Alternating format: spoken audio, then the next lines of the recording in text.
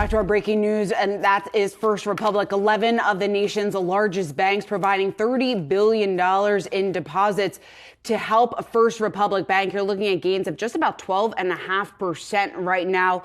This, of course, in an effort to calm some of the turmoil that we have seen play out across the banking sector over the last week and a half. Now, regulators are praising this move from the banks, the Fed, Treasury, and FDIC issuing a joint statement saying in part that this show of support by a group of large banks is most welcome and demonstrates the resilience of the banking system. Jared Blikre joining us here on set. And Jared, you can just look by the reaction in the markets. Obviously, it is easing some of the concern out there that has really plagued a lot of the regionals over the last several trading days. Well, yes, and I couldn't agree more, because you take a look, a picture's worth 1,000 words. Let's go straight to the Wi-Fi Interactive for a second, where our regional bank screen is just about all green for a change here. Now, you take a look at what's happened over the last 7 days since this slide began. You can still see on the bottom row, we got losses from 30% all the way up to 70% for First Republic. However, a reprieve today, up 10%.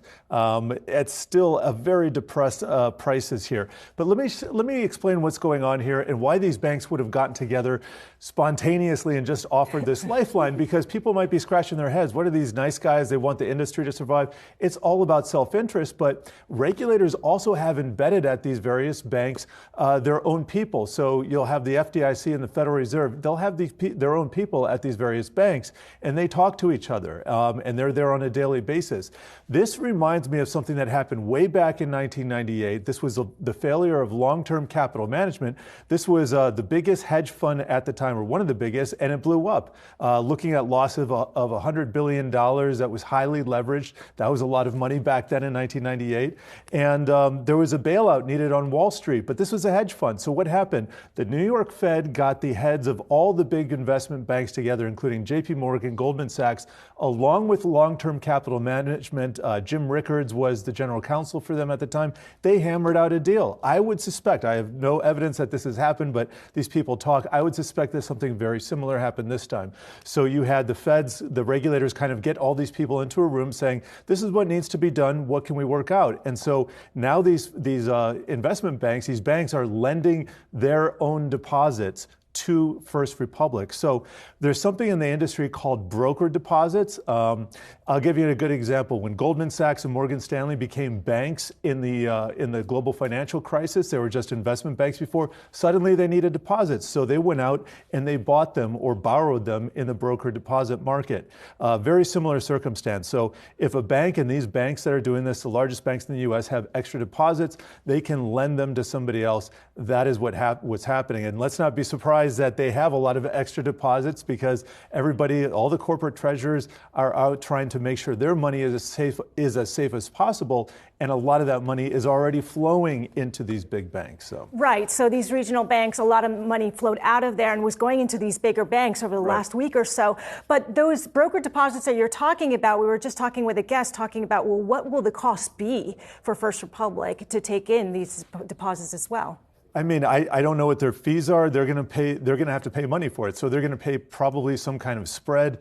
Hopefully they'll be able to make money on the deal, as they generally try to take in money at low rates, and then they pay interest rates. They pay out lower interest rates than they're taking in at the long end. But at this point in the game, it's all about liquidity management. So forget posting a profit for the first quarter right now. I think they're more worried about, are we going to be open tomorrow?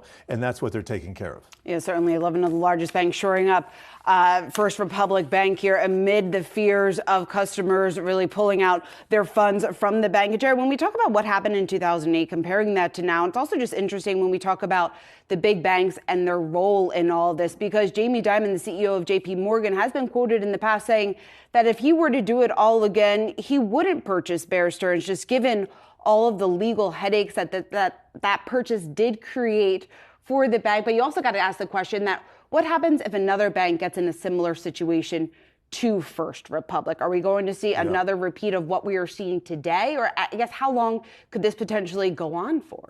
I think if we were to see another incident like this evolve with another bank under different circumstances in another week, that would be a huge red flag for the market. As the saying goes, there's never just one palmetto bug, right? But these things don't happen overnight. When you have huge sums of money sloshing from one side of the economy to the other, from one set of banks to another, you're not going to see problems necessarily form overnight. So there could be more contagion out there. There could be problems that we don't know about. The thing is about recessions and depressions, as Warren Buffett likes to say, is the tide goes out and it shows you who's naked. And right now, a lot of these regional banks, well, they were naked, and now they're trying to get dressed. And but there could be more swimmers out there. I guess that's the best analogy I can put forward. I like that. Really paints a very vivid picture for everyone out there. I don't know if we want to imagine that, but that's where we are. First Republic stock is up 10% right now. Thanks, Jerry.